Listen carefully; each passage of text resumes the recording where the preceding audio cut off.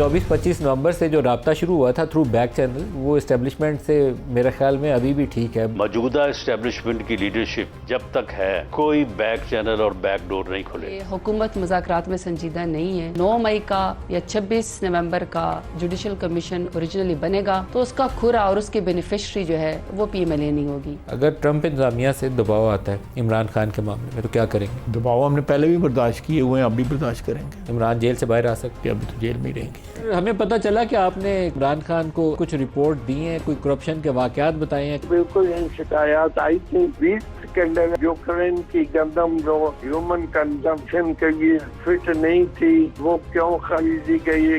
عمران خان کا کیا رد عمل تھا؟ وہ تو مجھے کہتے ہیں کہ جو بھی منسٹر کرپٹ ہو وہ ہی شوڈ بی سیک.